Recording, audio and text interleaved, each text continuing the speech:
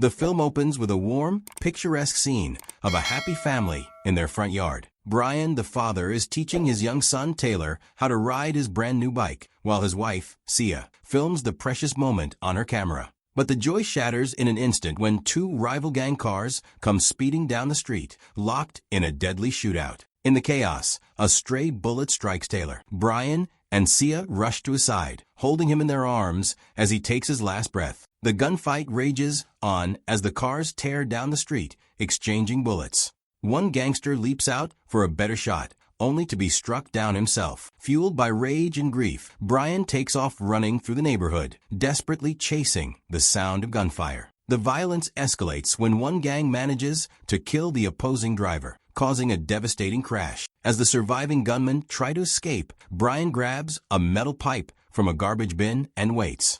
When their car speeds by, he smashes the windshield with a powerful swing, nearly causing another wreck. In retaliation, the gang members aim their guns, forcing him to flee. But then, a forklift races toward the scene. Brian seizes the moment. He leaps over it, landing on the gang's SUV, killing one of the attackers instantly. His triumph is short-lived. Another gunman shoots him in the back, then coldly delivers a fatal shot to his throat before leaving him to die. Somehow, Brian survives long enough to be rushed to the hospital, where doctors miraculously save his life. Sia prays at his bedside, clinging to hope. Days later, Detective Dennis visits Brian's hospital room, leaving his card for when Brian is ready to talk. When he finally wakes to see Sia by his side, she embraces him with tears of relief. But the road ahead is brutal. Physical therapy teaches him to walk again, but the trauma robs him of his voice. Staring at his reflection, he silently screams in frustration. Doctors give him an artificial voice box,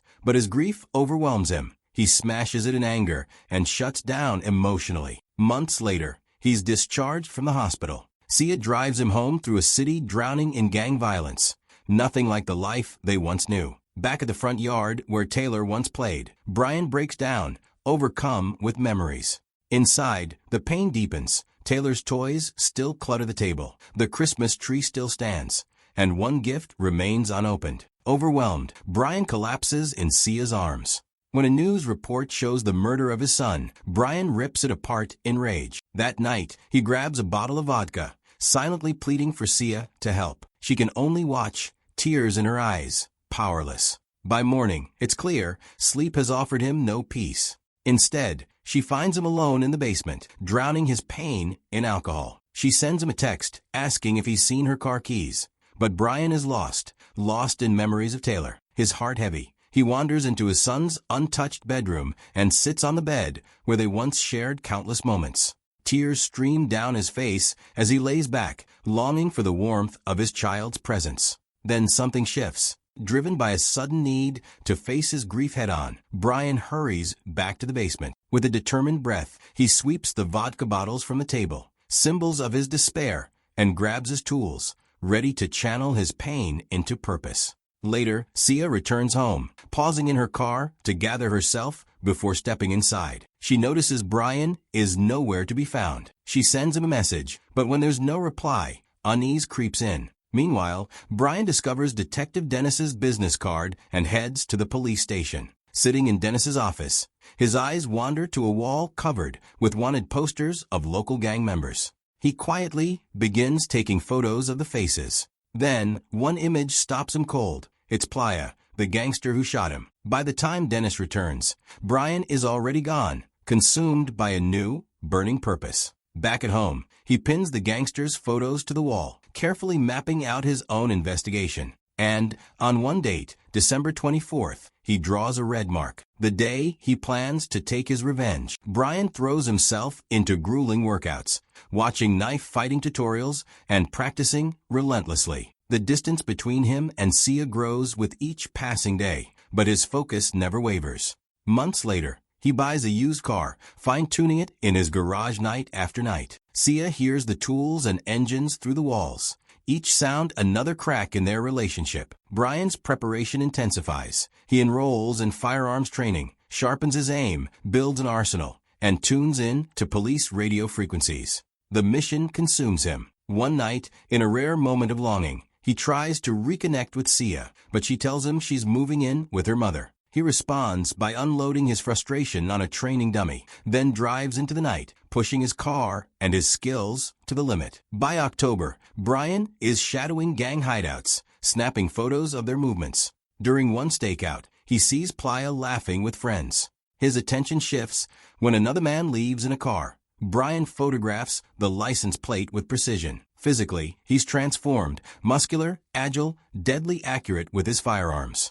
But his mind remains haunted. One day, he spots a little boy who looks exactly like Taylor. Instinctively, he hugs the child, only to realize it's not his son. Moments later, he sees Playa surrounded by children, handing out cash. Rage floods him. His hand grips the knife in his pocket, but he hesitates. Too many innocent lives are in the way. Later, a run-in with another gangster turns ugly when Brian is shoved to the ground. As if to humiliate him further, a passing woman dumps ice cream on him. That night, he steels himself. Tomorrow is December 23rd, the beginning of his war. That night, he tracks one gangster to his home and silently breaks in. A noise gives him away, and the gangster comes to investigate, only to be knocked down instantly. Brian drags him to the garage, hogties him from the ceiling, and dons a welding mask to hide his face. He cuts the ropes just enough and shoves papers and a pen at him, demanding names and locations.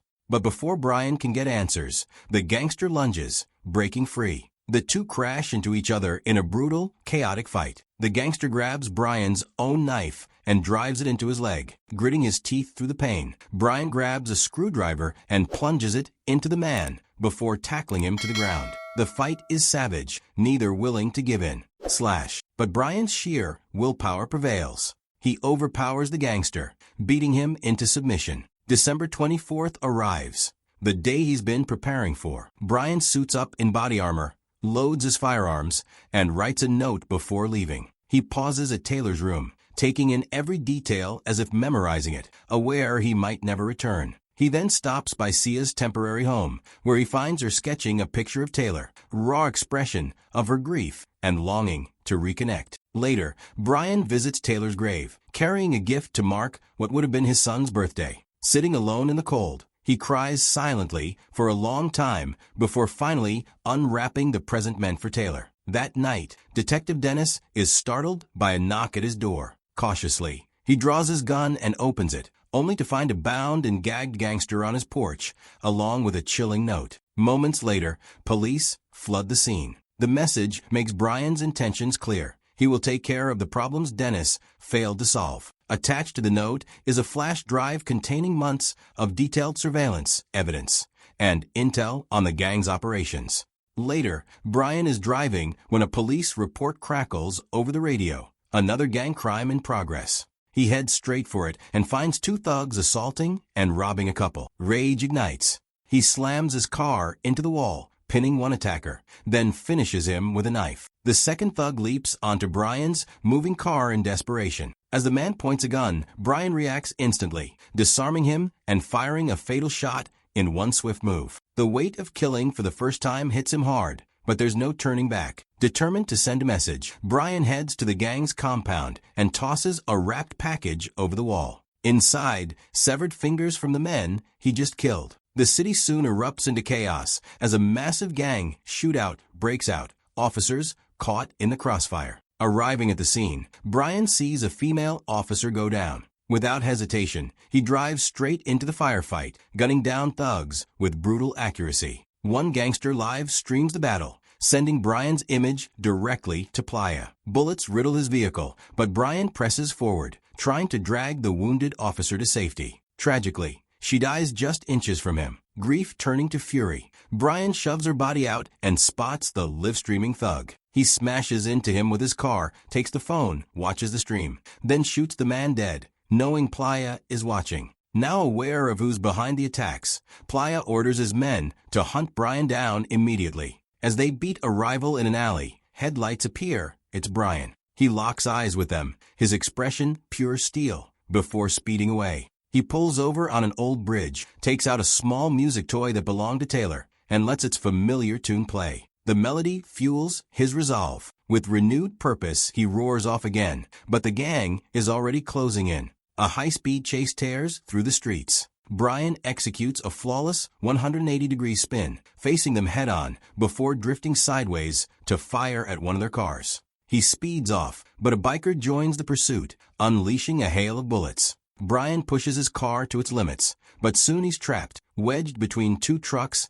in a deadly roadblock. Gangsters open fire. Thinking fast, Brian takes out one of them, then rams the lead truck, spinning it into the second in a devastating collision. The biker doesn't back down, spraying bullets into Brian's battered car. But as he gets too close, Brian seizes the moment, grabbing his gun and sending the rider crashing to the pavement before driving him headfirst into a wall. Catching his breath, Detective Dennis sits in his own car, studying the evidence Brian left him. Determined to take the fight to the gang, he heads straight toward their headquarters.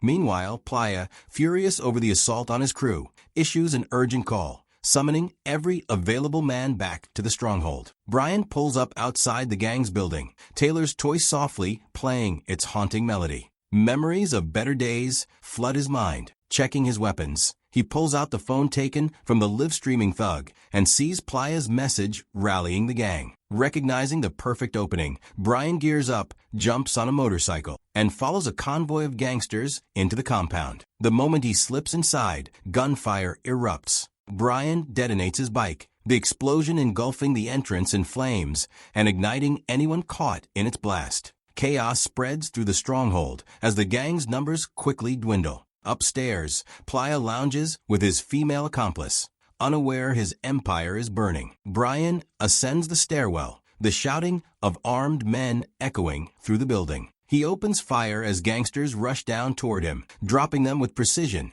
switching to brutal hand-to-hand combat when needed. One by one, they fall to his relentless assault. Switching to his sidearm, he continues his lethal advance until 3 rounds slam into his body armor mid-reload. Staggered, but still standing, he fights through the pain. In the main hallway, Brian plants an explosive trap, but before he can move, he's ambushed by a hulking gangster named Ruiz. The giant tosses him around with raw power, easily disarming him. Brian takes punishing hits until the trap detonates in the distance, the shock buying him enough time to drive a knife into Ruiz's shoulder. But Ruiz refuses to go down, countering with a bone-crushing suplex that leaves both men gasping. At that moment, Detective Dennis breaches the building, stepping over the bodies littering the floor. The fight between Brian and Ruiz rages on. Both scramble for their guns. Ruiz fires first, but Brian reacts instantly, disarming him and firing a single, fatal shot to his head. Elsewhere, Dennis faces a barrage of gunmen, methodically taking each one down as he pushes deeper into the compound. Eventually, he and Brian come face to face in a tense standoff, guns raised in the smoky silence. Then, Dennis lowers his weapon, a clear sign he's on Brian's side. But their uneasy alliance shatters when Playa's accomplice bursts in, opening fire. Both men dive for cover.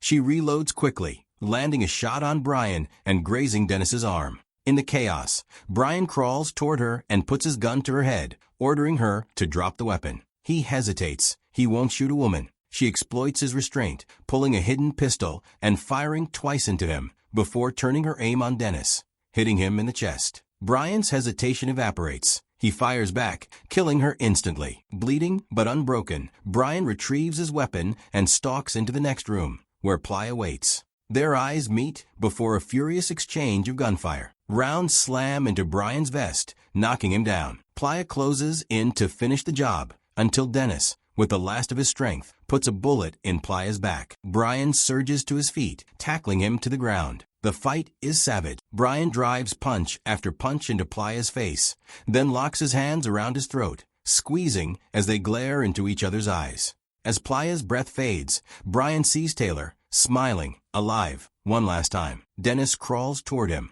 but Brian is lost in the vision of the future stolen from him. The scene shifts to a quiet cemetery. Sia kneels at Taylor's grave as Brian's treasured toy train circles the headstone. In her hands is a note, Brian's final words. She places it gently beside the grave, a silent tribute to the love, grief, and vengeance that define their story. Sometimes, justice isn't given, it's taken. If this story gripped you, imagine what's coming next. Hit that subscribe button and join me for more unforgettable stories where every second counts and every choice could be the last.